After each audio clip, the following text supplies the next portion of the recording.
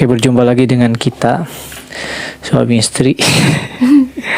Kita akan bahas beberapa fenomena tentang rumah tangga yang di dunia saat ini sedang banyak diperbincangkan. Termasuk diantaranya adalah child free. Gimana bacanya? Child free. Ya gitu. Child free. Apa terjemahannya berarti child free deh? Bebas anak gitu. Bebas Emang anak. ya kayak bebas anak. Ya, intinya gitu lah. Jadi mungkin definisinya orang yang sudah nikah gitu ya berarti ya. Mereka mereka memprogram diri untuk tidak punya anak. Iya. Gitu. Kalau berdasarkan data yang dapetin di apa ini jurnal atau apa ini teh. Nah, ini dari Unair ya, dari Pasca Sarjana Unair Universitas Airlangga pada tahun 2025. Jadi katanya child free itu bisa terjadi akibat prinsip orang yang ingin bebas, atau bahkan mereka benar-benar apik itu apa? Benar-benar apik dalam hal ekonomi itu. Belum lagi keterbukaan pendidikan yang hari ini bisa ditempuh oleh semua kalangan, termasuk tidak memandang gender antara perempuan sama laki-laki. Jadi kalau dua-duanya misalkan punya target karir dan pendidikan yang tinggi, akhirnya mereka memilih child free gitu. Tidak punya anak, berarti tidak punya anak sama sekali ya kalau child free ya. Gimana menurut Ade? Child free itu? Kalau menurut Ade, tujuan menikah kan salah satunya buat apa sih? Punya keturunan itu ya. Bukan sekedar keturunan biologis yang meneruskan gen kita lah. Iya. Tapi di sisi lain bukan gen Z, gen kita. Gen kita ya, generasi kita gitu ya. Iya. Tapi di sisi lain juga yang meneruskan keimanan kita gitu ya. Nah, kalau child free berarti gimana tuh? Jadi gimana ya maksudnya? Jadi nggak ada yang nerusin generasinya gitu ya. Jadi kayak dari gen kedua orang tua tersebut berarti tidak ada penerusnya gitu berarti ya. Jadi kayak buat apa nikah? Justru kan itu salah satu tujuannya pada umumnya. Tapi mungkin ketika orang berpikir child free seperti itu, berarti dari awal tujuan mereka nikah tuh bukan. Jadi yang itu tuh dihapuskan gitu. Jadi ya udah emang kita nikah buat A, B, buat hidup bersama C, sama legal formal aja berarti ya mereka. Jadi yang C-nya dihapusin jadi. Nah, bahkan kalau kata Prof. Dr. Pil nih, guru besar antropologi FISIP Unair, itu mengatakan bahwa ini adalah keberhasilan dari program keluarga berencana katanya. Keberhasilan bukannya 2 kali. Nah itu kalau kita kan lihat keluarga berencana itu kan lebih ke membatasi jumlah anak ya. Iya. Jumlah anaknya. Kalau child free kan kalau kita lihat itu lebih ke benar-benar gak punya anak sama sekali berarti ya. Iya. Jadi mereka itu pengen bahagia berdua gitu tanpa ada siapapun, tanpa ada keturunan. Dan bahayanya kalau kata Unair ini, kata orang-orang ahli ini, sekarang itu segitiganya udah mulai terbalik. Jadi angka kelahiran itu semakin sedikit gitu. Angka kelahiran itu semakin sedikit. Meskipun kalau kita melihat kita itu hari ini Indonesia sedang dapat bonus demografi, tapi kan itu ada di tengah-tengah ya. usia produktif kebanyakan anak muda di Indonesia, tapi angka kelahirannya tetap menurun gitu. Jadi bukan hanya di betul. luar negeri gitu.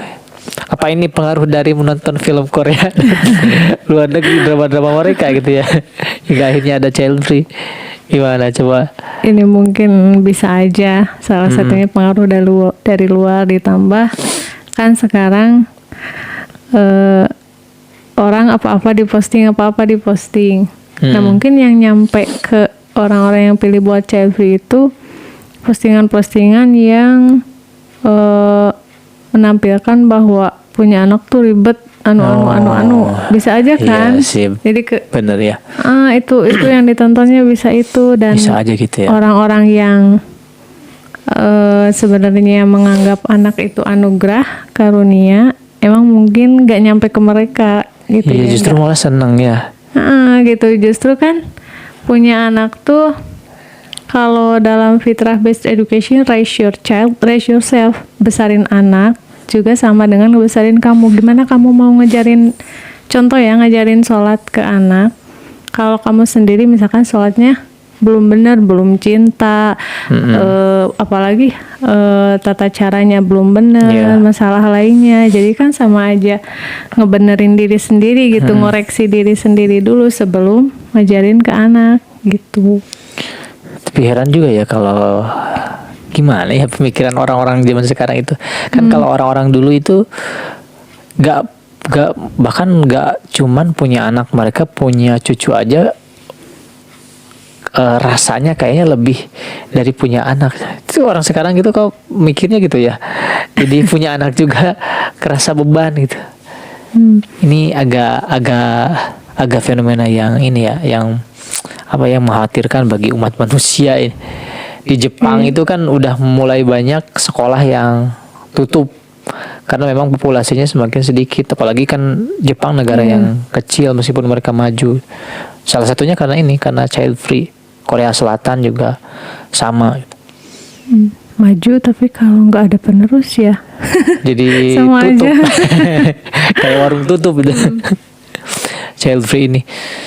Tapi kalau dilihat dari sudut pandang ekonomi, memang ada beberapa orang yang menganggap child free ini memang gimana ya, mereka menganggap pernikahan itu adalah suatu keharusan karena memang dilihat dari sudut pandang ada agama, hukum, itu memang harus ya. Jadi kalau mau berpasangan secara legal gitu ya, jadi harus nikah gitu menurut mereka. Tapi untuk punya anak memang banyak yang menganggap itu beban ya kalau kita lihat child free ini. Jadi mereka benar-benar ini cuman formalitas aja gitu.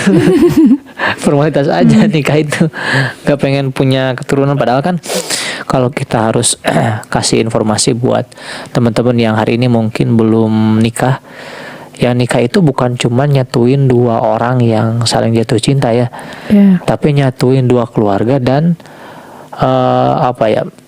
harus ada yang nerusin gitu gen-gen kita itu gitu. Bukan cuma ya biologis, tapi juga spiritualnya. Apa ini karena revolusi industri yang mengharuskan bekerja 8 jam per hari, per minggunya udah berapa jam, belum ditambah perjalanan pulang perginya, apalagi di kota-kota besar seperti itu, jadi bikin capek pulang ke rumah, apalagi yang diurusin ya, pengennya istirahat. Kalau punya anak kan tambah ribet lagi. Itu juga mungkin ya.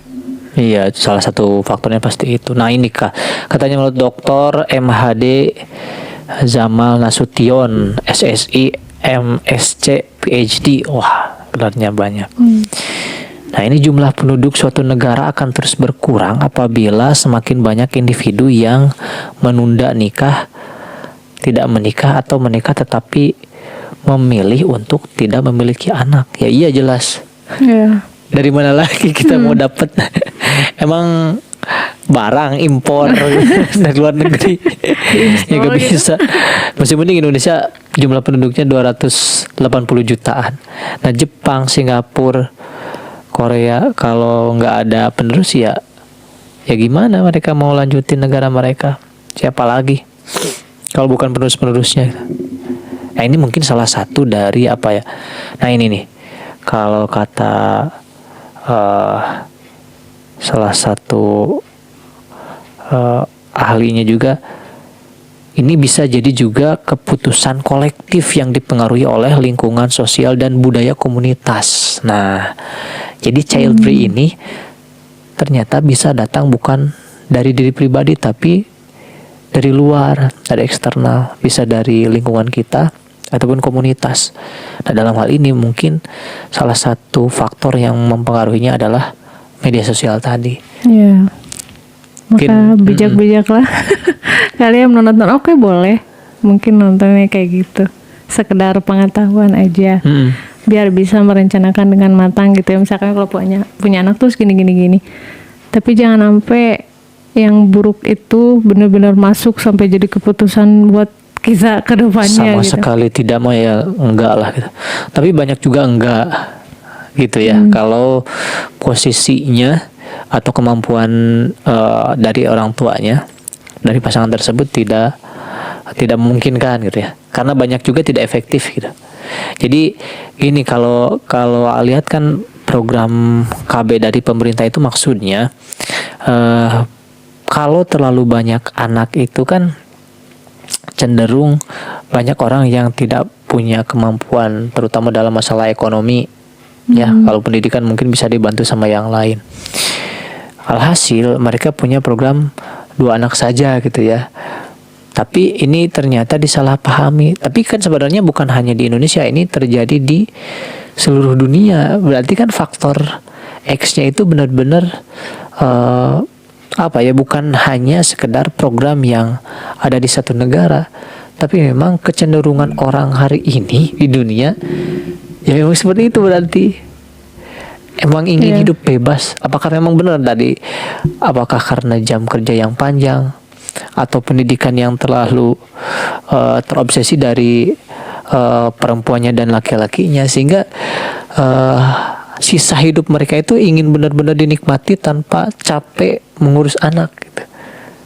Kayaknya, tapi nggak tahu ya yang saya. Sih, Saya kayaknya. lihat-lihat di YouTube ya, dengerin ceramah ustadz atau baca buku, itu juga ngaruh ya gede banget sama pendidikan juga, sama sistem pendidikan yang sampai sekarang guru dituntut patuh sama atasan dituntut patuh sama atasan sampai atas lagi, termasuk ke pernikahan juga. Jadi kayaknya itu revolusi industri sama konsep kompetisi. Jadi apa ya, banyak orang itu ingin lebih baik dari yang lain gitu ya. Mengejar ya terobsesi berarti dengan kesuksesan yang sangat ingin dihargai sama orang lain. Kesuksesan antara diri sendiri sama orang lain, bersekolah, termasuk antar negara juga. Padahal kalau dilihat-lihat yang saya baca di buku, lagi-lagi buku fitrah, sebenarnya kita sendiri bisa, Indonesia aja bisa cemerlang, maksudnya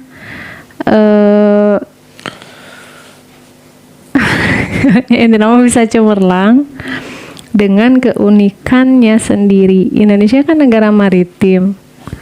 Nah, Allah kan nggak mungkin kayak asal-asalan menempatkan Indonesia sebagai negara maritim. Itu justru kan harus dikembangkan. Itu ada apa? Harusnya cemerlang dengan itu, dengan kemaritimannya gitu. Nggak perlu bersaing dengan negara lain dalam hal-hal yang sebenarnya mungkin belum bisa ini ya. Jadi ya mungkin karena arus juga ya. Karena harus pengaruh negara lain gitu. Ya memang susah juga kelihatannya, tapi kalau tahu ini gak tahu brain rot. Nah, mungkin karena itu juga ya. Jadi bagi yang tahu brain rot itu apa? Brain rot itu penurunan kualitas atau kemampuan otak ya, akibat informasi yang terlalu cepat kita terima. Jadi kan kalau kita scroll TikTok, Reels, Instagram atau short di YouTube itu benar-benar cepat kan kita. Bahkan tidak sampai 5 detik seorang menganalisis video dan nyekrol itu dengan informasi-informasi yang berbeda, sehingga kemampuan otak dalam menganalisis suatu informasi itu akhirnya jadi berkurang gitu. Termasuk mungkin salah satunya pemahaman orang akan punya anak itu ribet itu karena mungkin salah satunya informasi dari sana yang kurang lengkap informasinya. Kan suka dipotong-potong ya kalau gitu. Gitu. Makanya kita harus cerdasin lah. Mau punya anak itu mengasihkan lah gitu. Mengasihkan dalam artian dalam segala hal memang kita punya problem pasti. Ya anything lah pasti ada problem apapun itu. Tapi di sisi lain punya kebahagiaan tersendiri. Kalau ini saat pulang kerja itu suka kebayang wajah Ahsan itu ya, wajah anak. Kemudian ketika turun dari kendaraan masuk ke rumah itu disambut sama anak itu haru sekali kan. Atau ketika pergi kerja pergi kerja kemudian anak kita salim terus mengucapkan hati-hati, itu kan satu nilai yang tidak bisa ditemukan oleh orang yang belum punya anak gitu, tidak punya anak atau bahkan memilih tidak punya anak gitu. Itu beda banget itu salah satu permasalahan yang hari ini perlu dipikirkan oleh generasi muda yang mau nikah. Ya, mungkin mereka berpikir tidak mampu, padahal ketika Allah kasih anak nanti Allah mampukan gitu. Karena kan mereka belum ngerasain, jadi mereka anggapnya belum bisa aja. Sederhananya gini lah, pas ngelahirin itu suka langsung Allah kasih air susu. Ngasih ya. Langsung dikasih air susu. Padahal kan sebelumnya nggak ada gitu ya. Tapi Allah kasih langsung ASI. Jadi Allah kasih bayinya beserta ASI-nya. Nggak kasih bayinya terus cari makan yang lain enggak gitu. Tapi dikasih dengan paketannya gitu. Ya, termasuk dalam mendidik anak ketika lahir juga pasti kita langsung dikasih kemampuan dan harus belajar juga. Ya, dengan catatan selama orang tua tersebut ya mau menyambut fitrah ke ayah bundaan. Kalau nggak mau belajar ya gitu aja. Anaknya dididik dengan apa adanya. Nah itu juga sih masalahnya. Kadang ada yang berpikir gini, yang child free itu dia mikir banyak juga orang tua yang punya anak tapi anaknya dibiarin, daripada gua ngebiarin anak gua nanti kalau punya anak lebih baik sekalian aja gak punya anak. Nah itu kan mungkin satu hal yang dinormalisasi. Ya takut mungkin karena tidak kelengkapan analisis orang-orang zaman sekarang itu memang lengkap aja di pendidikan nih. Ada satu buku paket dulu sempat baca, ada satu buku paket di sekolah dasar yang kritisi bahkan kasih langsung ke dosen di foto dan dikasih. Jadi ada satu kompetensi dasar dulu di kurikulum 2013 yang isinya itu anak bisa memahami materi hanya dari judulnya saja. Itu KD-nya, kompetensi dasarnya. Jadi bayangin anak harus bisa memprediksi apa yang ada dalam teks hanya berdasarkan judulnya saja. Itu ngeri kan? Ngeri sekali.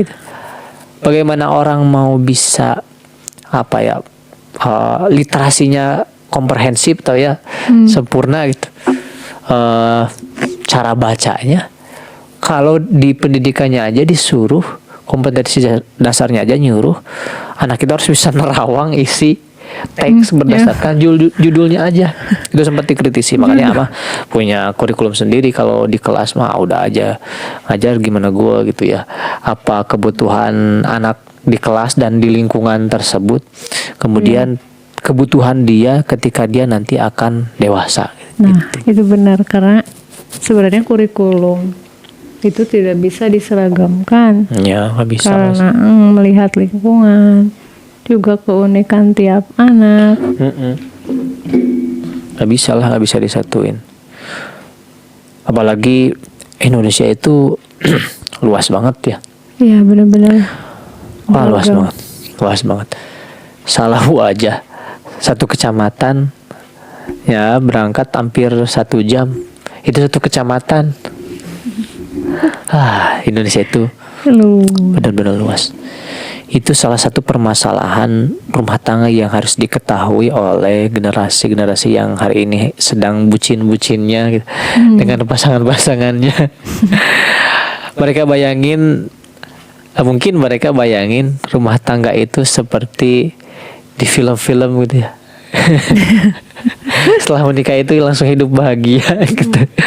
Enggak lah, enggak gitu. Jadi nikah itu artinya kita siap dengan beban yang akan dihadapi oleh kita, dan kita terlepas tanggung jawabnya dari orang tua kita tentunya.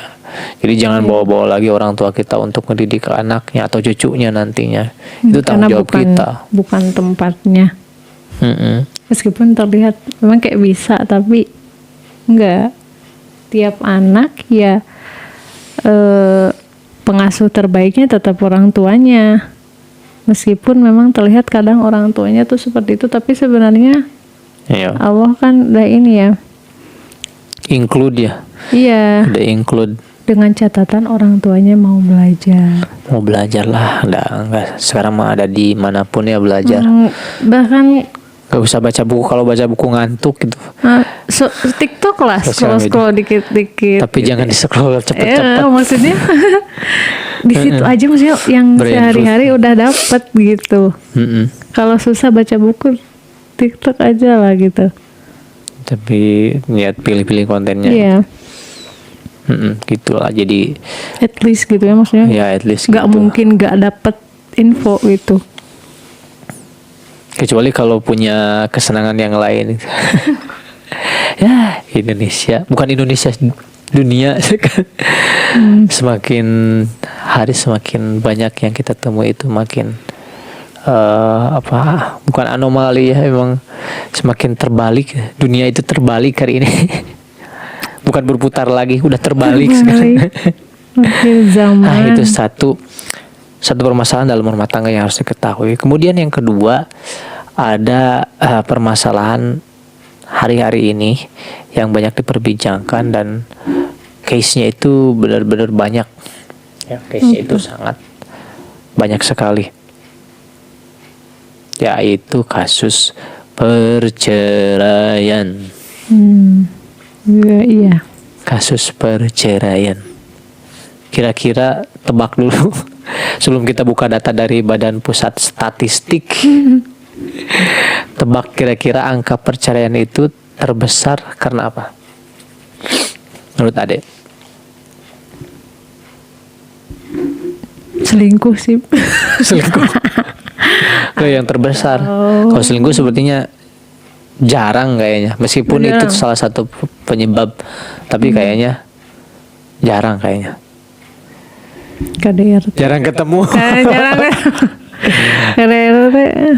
KDRT mungkin nanti kita akan bahas di data yang ada di BPS, Badan Pusat Statistik.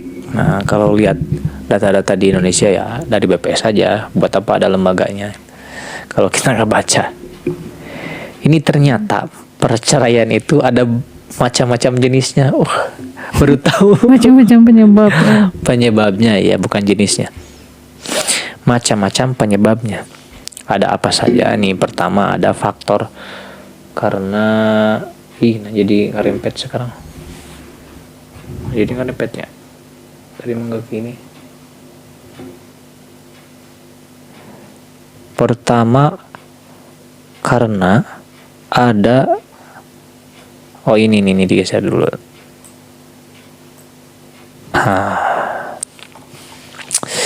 Sebab perceraian. Nah, ini seluruh provinsinya ada kalau di BPS ya. Pertama ada karena faktor zina. Zina itu gimana maksudnya? Mungkin karena apa ya, perselingkuhan mungkin ya, maksudnya perzinahan itu Ya ampe mungkin ya seperti itu. Kemudian ada karena mabuk, ada ternyata karena mabuk. Kemudian ada madat, apa itu madat? Ada karena judi, ada meninggalkan salah satu pihak. Wah, ini keren. ghosting. Hah? Ghosting hilang gitu. Ghosting, bukan ghosting, itu lebih ke meninggalkan. Biasanya suka ada Ya, yang tiba-tiba ngilang gitu. Salah satunya teh, yang pernah yang ditemuin Kang Deddy kan gitu, tiba-tiba istrinya itu ngilang, nggak tahu kemana gitu. Jadi mungkin merantau tapi tidak ada kabar sampai nggak ada kabar lagi gitu. Ada orang-orang kayak gitu ternyata. Kemudian ada dihukum karena di penjara. Kasihan ya udah di penjara, bukan kasihan sih, itu salah dia gitu. Udah di penjara kemudian ditinggalin. Ada karena poligami ternyata. Kemudian ya KDRT udah jelas lah, kalau KDRT memang, apalagi yang udah ke fisik ya. Ada karena KDRT, kemudian apalagi nih, ada karena cacat badan, Masya Allah ya. Buat apa nikah itunya di awalnya. Kemudian ada karena perselisihan dan pertengkaran terus menerus. Yang kayak kucing dan tikus. Kemudian ada yang karena kawin paksa, masih ada ya ternyata. Ada yang karena murtad, ini masalah agama. Dan ada yang karena masalah ekonomi. Oke, kira-kira mana yang paling besar? Karena sekarang kan udah dikasih tahu. Kira-kira menurut ada yang paling besar yang mana? 3 besar deh. 3 besar yang paling banyak menjadi penyebab perceraian di Indonesia dari faktor-faktor tadi. Cekcok terus kayaknya. Cekcok terus. Zina. Cekcok terus ada di posisi nomor. Cekcok terus ada di posisi nomor 1 ternyata. Wah. Nomor 1.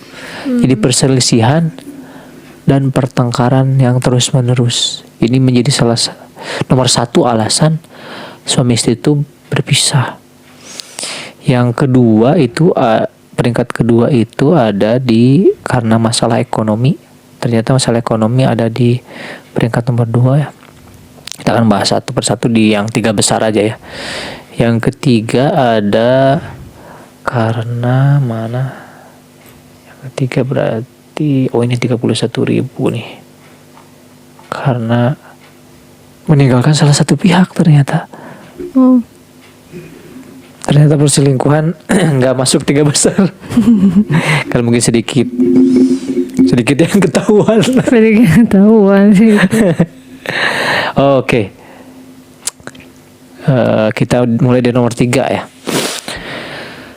Perceraian itu diakibatkan oleh faktor meninggalkan salah satu pihak.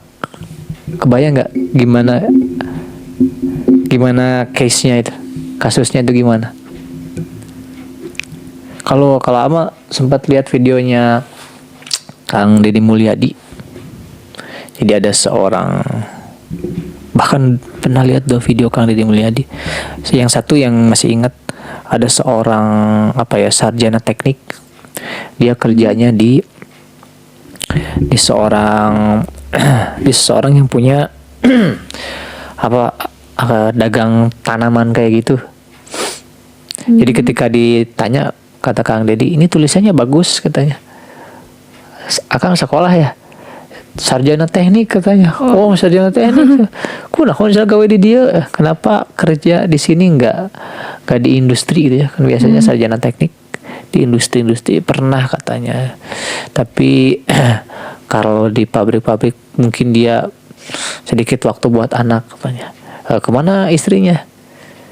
Nggak tahu, ngilang. Nah, itu kan salah satu kasus yang terjadi di Indonesia. Jadi ternyata tanpa kita sadari banyak sekali orang-orang yang meninggalkan keluarganya tanpa alasan yang jelas. Termasuk di sekolah, murid-murid gitu. Banyak.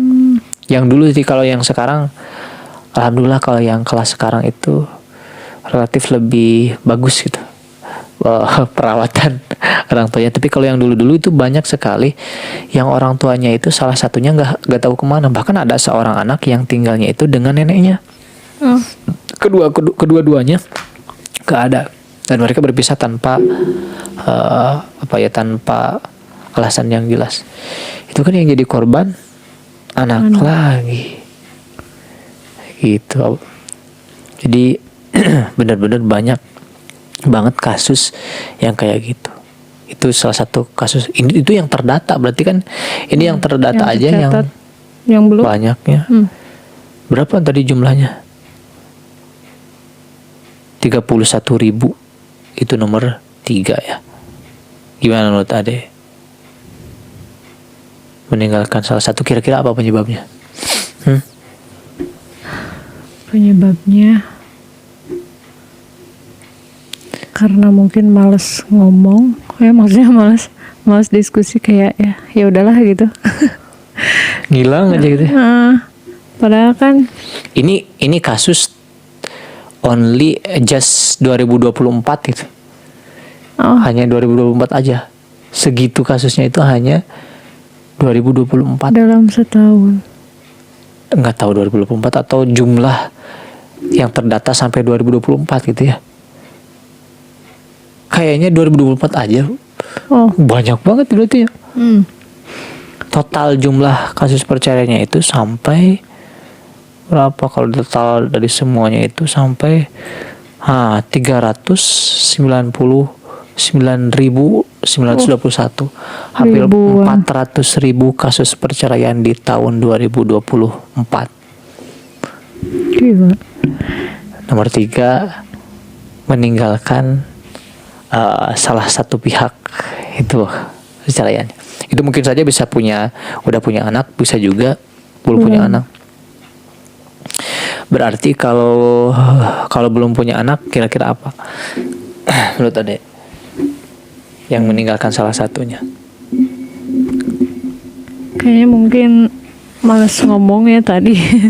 Males diskusi sama pasangannya, atau mungkin udah diskusi tapi kayak gak nemu jalan keluar. Nemu titik tengah ya. Jadi kayak udahlah, tinggalin aja. Padahal bisa ya sebenarnya dengan cara yang lebih bijak gitu kan, minta pihak ketiga. Tapi mungkin pihak ketiga juga sama. Kebanyakan pihak ketiga gara-garanya. Maksudnya minta tolong orang misalkan Ya tapi yang benar-benar bijak gitu ya. Pihak ketiganya. Ditambah mungkin gak mau ribet ya. Jadi kayak ya udahlah. Tapi itu kan bukannya termasuk kesehatan mentalnya juga terganggu berarti kan? Artinya dia lari dari tanggung jawab. Mungkin juga bisa penyebabnya salah satu dari pengasuhan waktu masa kecil. Dia tidak berani untuk mengungkapkan apa yang dia rasakan. Jadinya kayak udah mending pergi aja, mending ditekan aja perasaannya. Bisa jadi. Atau dapat contoh-contoh dari film-film yang kabur aja. Kita dulu kan suka nonton film itu, kalau udah ada masalah tiba-tiba minggat yang salah satunya pergi kemana aja gitu. Tontonan adalah tuntunan kan gitu. Bisa aja gitu, salah satu faktornya itu adalah karena dia nonton film-film gitu, jadi kabur aja gitu tanpa kabar apapun. Masih mending kalau belum punya anak ya. Kalau udah punya anak, makin. Oh iya, dulu yang ketan berapa ya, pernah ada satu anak padahal dia pintar sekali. Itu sampai datang ke rumahnya, home visit. Jadi ceritanya nggak perlu disebutin namanya. Jadi ada seorang anak, dia itu pintar, tapi ketika dengar cerita dari guru-guru yang kebetulan tetangganya juga, jadi anak tersebut ternyata diasuh oleh orang tua angkat, yang dia itu orang tua angkat itu adalah masih kesebutnya itu masih keluarga dari orang tua aslinya. Paham nggak? Jadi gini, orang tua aslinya itu punya anak, Ya. dia merasa nggak mampu didik Udah anak dititipin gitu. dalam hal ekonomi dan sebagainya lah, dititipin ke saudaranya yang belum punya anak iya. gitu. Jadi belum dapat anugerah dari Allah lah gitu, dititipin ke orang tua ini. Dan masya Allahnya gitu, pinter, dari kelas 1 sampai kelas 6 itu ranking 1. Sampai home visit ke rumahnya, jadi pengen tahu kondisinya gimana gitu ya, dan ngobrol sama orang tuanya. Bu, kata saya teh, kata ada, jadi kalau bisa ini disekolahin terus ya gitu. Jadi kan denger pilu sekali kan dengar kisahnya. Jadi dia pinter tapi ternyata selama ini tinggal bukan sama orang tua aslinya. Bahkan kata sebagian tetangganya, dia itu nggak tahu orang tua aslinya. Jadi benar-benar yang dia tahu itu, yang didik dia hari ini itu adalah orang tua aslinya. Itu gimana kalau dia nikah nanti kan harus wali asli. Sampai ada yang seperti itu kasusnya. Jadi benar-benar pelik, di Indonesia itu banyak banget kasus yang jadi korbannya itu anak, karena pelarian gitu, karena pelarian orang tuanya, lari dari tanggung jawab lah. Jadi padahal kan mereka masih punya kemampuannya, kalau badan sehat gitu gimana aja lah caranya. Itu salah satu fenomena, 2 case yang tahu aja itu. Kemudian yang kedua, kita kalau lihat data di sini, yang jadi faktor terbanyak perceraian di tahun 2024 itu adalah faktor ekonomi. Bukan ekonomi sabun. Kenapa ya, kalau ngajar di sekolah kan mereka itu nyuci masih pakai sabun ekonomi. Jadi kalau bicara kemarin kan bicara globalisasi dan bicara tentang ekonomi global sama anak-anak kelas 6 itu. Kita belajar hari ini, kita belajar tentang ekonomi global. What is economy? Karena suka pakai bahasa Inggrisnya di kelas. Apa itu ekonomi? Sabun, Pak. Jawabannya itu sabun gitu. Ya. Ini memang salah satunya memang sabun. Salah satunya memang sabun kan. Itu kan nggak boleh menjustifikasi celetukan anak ya. Kalau di kelas sebagai seorang guru, benar-benar harus diakomodir. Keberanian dia berbunyi suaranya saja itu harus kita apresiasi. Tapi kan benar salah satu komponen ekonomi itu adalah kebutuhan pokok. Dan sabun itu kebutuhan yang pokok. Dekat sama kehidupan mereka. Dan ekonomi pasti pas bikin pertama kali brandnya itu ekonomi pasti masuk ke sana. Kembali lagi ke sini. Faktor ekonomi. Sebenarnya yang ini menurut adalah ekonomi yang ideal bagi seorang keluarga, bagi sebuah keluarga itu seperti apa? Cik, yang ideal menurut Ade. Ekonomi yang ideal. Ekonomi yang ideal. Gimana coba ekonomi yang ideal? Apakah harus punya mobil? Harus punya rumah? Kebutuhan itu kan ada 3 ya, secara sederhana mah ada yang primer, sekunder, dan tersier. Secara sederhana, simpelnya lah gitu, sesimpel itu. Tapi kan tetap aja banyak orang yang bercerai karena hal itu. Apakah ekonominya memang di bawah standar atau mereka tidak bersyukur? Jadi mau tanya ke Ade, kira-kira apa sebenarnya standar ekonomi yang ideal atau standar ekonomi minimal lah, jangan ideal. Kalau ideal kan tiap orang beda-beda ya.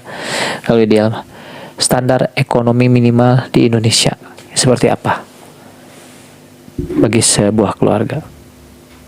Kalau itu sebenarnya balik lagi ke keluarganya tersebut. Kalau misal dengan yang minimal mereka enjoy, ya apa aja kenapa misalkan enggak, kebutuhan gitu. yang harus ada, Kebutuhan yang harus ada minimal. harus terpenuhi ya, yang seminimal mungkin. Ah, Harus ada apa aja. sandang, pangan, papan. Apa Meskipun aja. Kemarin anak-anak ketawain papan. Apa itu papan? Kebutuhan dimakan sudah apa papan? Kan itu analogi ya. Sok terus gimana? ya minimal, maksudnya baju yang layak. Oke. Baju berarti ya. Makan Baju buat minimal. sehari-hari ya, bukan baju lebaran. Pokoknya Ada kan suka berkata juga, oh kalau mau berangkat gak punya baju, ternyata pasti buka lemari. Ini baju semua ini. Kebanyakan perempuan kan gitu ya. Aduh, gak punya baju, gak punya kerudung, gak ada warna ini, gak ada. Pas dibuka lemarinya ternyata hampir semua warnanya itu ada gitu yang disebutin. Yang ideal itu gimana berarti pakaian itu? Gimana? sebenarnya sih, Bukan ideal minimal lah. kalau ada, kalau masih bagus ya kenapa enggak sebenarnya. Apalagi kalau buat perempuan ya, kalau selama itu masih menutup aurat ya masih bagus ya, nggak bolong-bolong ya. Ya udah mau kena aja gitu. Enggak gitu juga. Berarti pakai mukena aja kemana-mana tutup aurat. Atau pakai kain kafan. Aduh. Satu pakaian. Kemudian Pakaian terus ini minimal ya, bukan ideal. Kita berbicara minimal aja. bahan pokok sehari-hari misalkan kayak beras, minyak Ya, gitu, itu makanan sangat pokok terpenuhi. berarti ya terpenuhi. Gak perlu beras sih, karena ada yang makan Iya. Itu ada kan yang makan umumnya gitu. jagung, makan karbohidratnya apapun itu. Yang penting makanan berarti ya Bahan terpenuhi pokok. bahan pokok. Bukan makanan cemilan. Kalau cemilan udah masuk sekunder gitu. Si minimal mungkin itulah. Soalnya tadi bahas ada satu negara, Burundi, itu dinobatkan sebagai negara termiskin menurut PBB. Saat ini Ya, karena salah satu keluarganya aja ada yang penghasilannya itu hanya berapa? $16 per bulan. $16 kalau kursnya $10 bukan $16. $10 kalau kursnya Indonesia 16 berarti 160.000, dan anaknya banyak sekali. wah, Anaknya Gimana banyak tuh? sekali. Nah, itu kan salah satu kontrol yang kurang baik ya dalam perencanaan keluarga. Anaknya banyak tapi kemampuan kita dalam membiayainya itu sangat sedikit. Jadi di sana itu kalau mau jual sesuatu itu kebanyakan mereka harus jalan kaki puluhan kilometer atau naik sepeda. Pokoknya Burundi itu kalau dilihat benar-benar mengkhawatirkan sih. Bahkan anak-anak kecil kebanyakan di sana itu udah diajarin minta-minta sama orang-orang asing karena saking sengsaranya gitu mereka. Itu mah kalau berbicaranya ekstrim ya. Kemiskinannya ekstrim. Tapi kan kembali lagi coba, apalagi selain makanan pokok, pakaian, makanan pokok, rumah, meskipun ngontrak gitu ya, tapi minimal punya rumah sendiri gitu. nah ini nih bagus nih. Coba. Kendaraan Enggak, satu. rumah dulu. Oh, rumah. Dulu sempet sama bapak adik diajak. Bapak itu mau ceramah ngisi di bulan Ramadan. Beliau kultum, dan salah satu kewajiban seorang suami itu adalah harus membuat istrinya teduh dari panas dan dari hujan gitu. Jadi harus dikasih rumah. Wah, ada langsung ke trigger. Waduh, disindir ya di pengajian gitu. Tapi ada terusannya ternyata. Walaupun hanya ngontrak gitu kata Bapak, walaupun hanya ngontrak, tapi itu adalah kewajiban seorang suami gitu. Nah gitu. Jadi bener kalau kita udah berkeluarga, alangkah baiknya. Nah ini ilmu lagi buat semuanya. Kalau kita udah berkeluarga, alangkah baiknya kita punya hunian sendiri, walaupun kecil ya.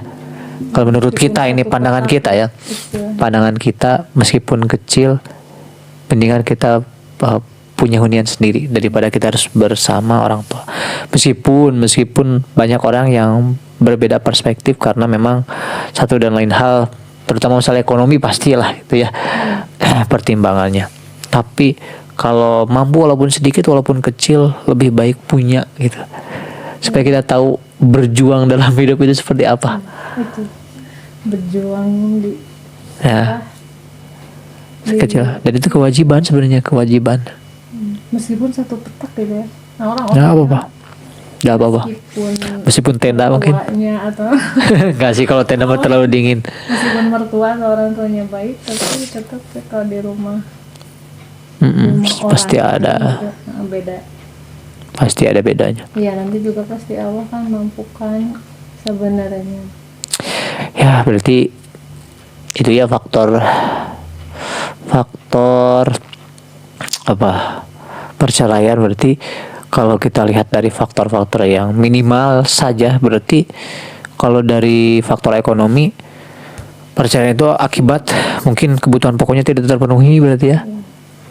Berarti ngeri sekali. Berarti ada yang tidak punya rumah sehingga jadi berpisah. Ya kalau dari ukuran tadi. Ataupun pakaian yang tidak kebeli. Itu kan standar. Bisa aja ada orang yang apalagi kalau musim lebaran, misalkan istrinya pengen banget beli baju lebaran, baju baru, tapi suaminya tidak mampu membeli, bisa aja digugat cerai. Mungkin karena datanya memang berbicara seperti itu karena ekonomi. Kalau kita berbicara kebutuhan pokok gitu. Dan nomor satu, faktor yang membuat pasangan-pasangan Indonesia sebanyak 400 ribuan lah gitu ya bercerai adalah apa tadi teh? Perselisihan dan pertengkaran terus menerus. Sebenarnya ini faktornya juga pasti kembali ke nomor 2 dan nomor-nomor yang lainnya ya.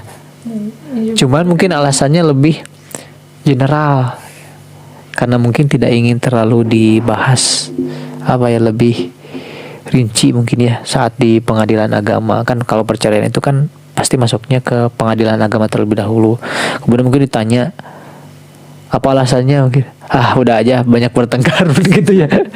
Karena masalah yang paling umum itu mungkin aja gitu ya. Iya, karena kan dari semua masalah pasti kan ngomong. Iya pasti ngomong loh, kecuali yang pergi tiba-tiba pergi itu benar-benar gak mau ngomong. Kemana ngilang sih. Jadi faktor nomor 1 ini mungkin adalah rangkuman dari faktor-faktor lainnya, tapi banyak dipakai karena lebih general gitu. Karena ujung-ujungnya kan pasti ke perselisihan. Orang misalkan karena poligami, karena ada ya, saya bukan karena setuju atau tidak setuju, karena ada orang yang bercerai karena poligami, misalnya karena tidak setuju di poligami istrinya jadi bertengkar akhirnya cerai. Kemudian ada karena judi, pasti kan bertengkar dulu, nggak mungkin langsung cerai karena tidak sepakat sependapat. Kemudian ada yang kawin paksa, masih ada ya zaman sekarang. Kalau lihat di sosial media suka ada yang lewat-lewat ini, pengantin yang satunya itu cemberut gitu.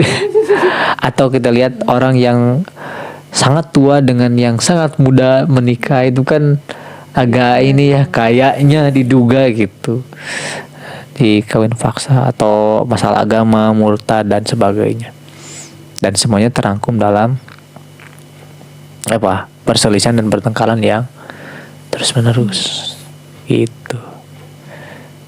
Dan bahayanya kalau begini, ada orang tua yang berpisah itu karena gini,